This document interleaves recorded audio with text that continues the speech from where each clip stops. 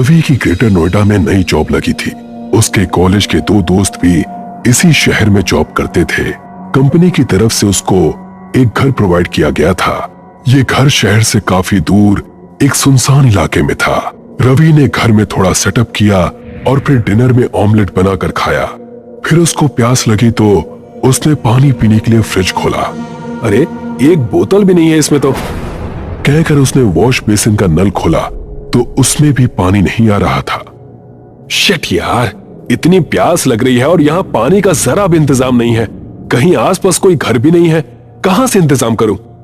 ऐसा कहकर उसने खिड़की खोलकर देखा जो कि घर के पीछे की तरफ खुला करती थी। वहां उसको एक कुआं नजर आया। शुक्र है कुआं तो नजर आ रहा है। उसने एक छोटी बाल्टी ली और घर से निकलकर कुएं के पास गया। उसने रस्सी में बंधी हुई बाल्टी कुएं में डाली। जब वापस खींचने लगा तो बाल्टी कहीं अटक गई।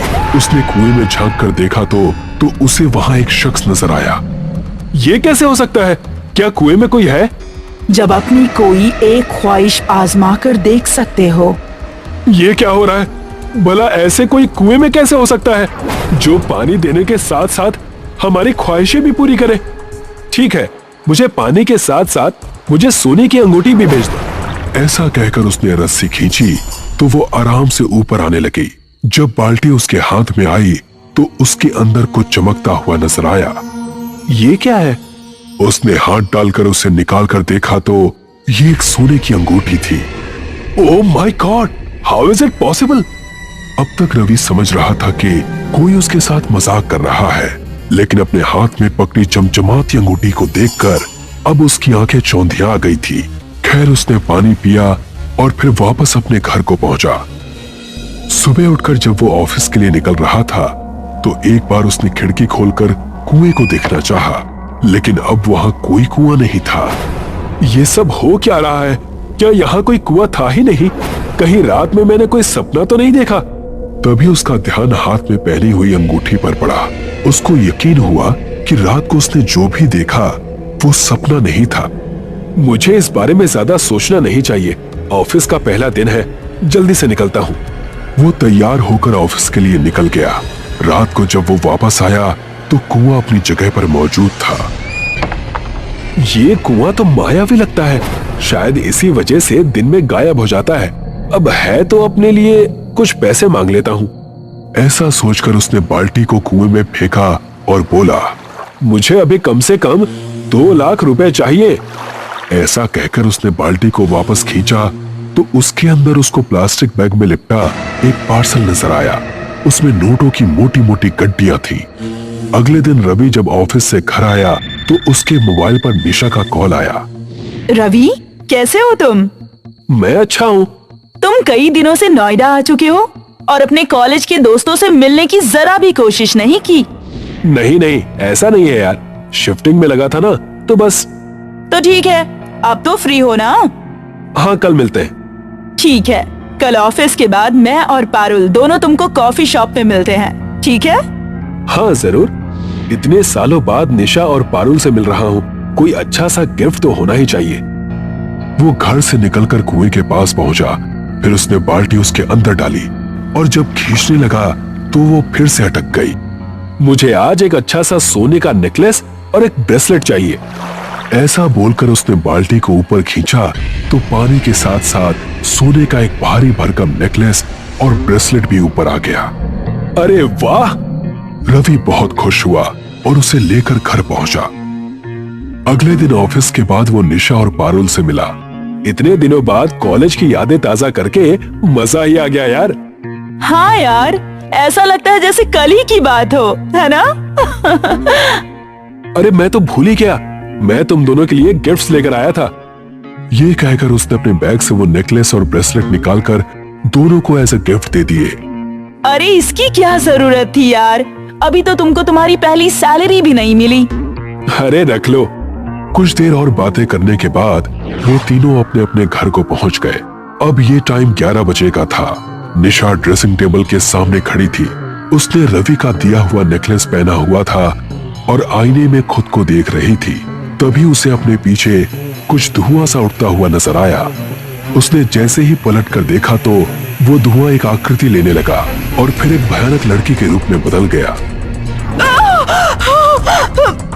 उस लड़की ने निशा का गला पकड़ा और उसको पीछे की तरफ ऐसा धक्का दिया कि निशा का सर ड्रेसिंग टेबल के आईने को तोड़ता हुआ उसके पार हो गया। निशा की गर्दन कट गई और वो जमीन पर ढेर हो गई।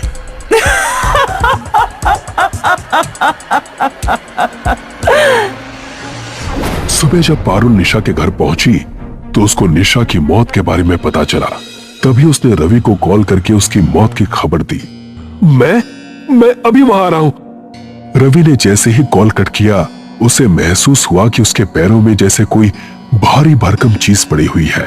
उसने देखा तो उसके पैरों में एक बेड़ी पड़ी हुई थी। सोने की बेड़ी। अब रवि ने देर नहीं की, वो उसी टाइम जाकर पारुल से मिला और उसने उसको सब कुछ बता दिया। रवि, मुझे तो ये सब बहुत अजीब लग रहा है। उस कुएं के बारे में अच्छे से जाने बिना तुमको उससे ख्वाहिशें नहीं मांगनी चाहिए थी। आज रात तुम उस कुएं पर जाओगे तो मैं छिपकर देखूंगी। तुम मुझसे पूछना कि इस बेड़ी का तुम्हारे पैरों में आने का क्या मतलब है। रात को रवि कुएं पर पहुंचा और पारुल छिपकर सब कुछ देख रही थी। मुझे बताओ कि तुम कौन हो? मेरे पैरों में ये बेड़ी किस लिए आई है? इस कुएं से तुम अपने फायदे के लिए कुछ भी मांग सकते हो, लेकिन जो भी तुम इस कुएं से मांगोगे उसका इस्तेमाल सिर्फ तुम ही कर सकते हो। अगर तुमने वो चीजें किसी और को दी तो उनको अपनी जिंदगी से हाथ धोना पड़ेगा। इसका मतलब है कि निशा की मौत भी इसी वजह से हुई? हाँ। मुझे कुछ नहीं चाहिए। तुमने आज तक जो कुछ भी मुझे दिया सब वापस ले लो। तुम जितनी ख्वाहिशें मांग सकते थे मांग चुके। अब तुमको कोई नहीं बचा सकता। इतना कहते ही एक मोटी जंजीर कुएं से निकली और उसके पैरों में पड़ी बेड़ी में बंध गई। धीरे धीरे जंजीर उसको कुएं की तरफ खींच रही थी। मुझे छोड़ दो, मुझे कुछ नहीं चाहिए। अब तुमको कोई नहीं बचा सकता। तुमने जो कुछ भी लिया है अगर वो सब वापस कुएं में डाल दो तो ही तुम बंधन से मुक्त हो सकते हो। लेकिन अफसोस ऐसा नहीं होगा। सुबह होने से पहले ये बेड़ियां तुमको कुएं के अंदर ले जाएंगी और उसके बाद तुम हमेशा के लिए मेरे साथ इसी कुएं के अंदर रहोगे। अब पारुल ने देरी नहीं की। वो रवि के घर गई और उसने कबर्ड में रखे हुए पैसों का पैकेट निकाला। वो जैसे ही मुड़ी तो पहले से ही भयानक लड़की पीछे खड़ी थी। तभी पारुल ने अपने हाथ में पहना ब्रेसलेट उतार दिया। ऐसा करते ही वो उससे अलग हो गई। फिर पारुल तेजी से घर से निकलकर कुएं की तरफ भागी। पास ही वो लड़की उसको खा जाने की निगाहों से देख रही थी। उसने रवि की उंगली से अंगूठी उतार ली। नहीं! पारुल ने देर न करते हुए पैसों का पैकेट, ब्रेसलेट और वो अंगूठी कुएं में फेंक दी। वो बहुत जोरों से चिल्लाई। कुएं से पानी ऊपर उठा, एक भंवर सी आई और उस लड़की को अपने साथ कुएं के अंदर ले गई और सब कुछ शांत हो गया। Thank you Parul. ऐसा कहकर रवि उसके गले लग जाता है। दोस्तों, हमारे चैनल खूनी फंडे 555 को सब्सक्राइब करना ना भूलिएगा।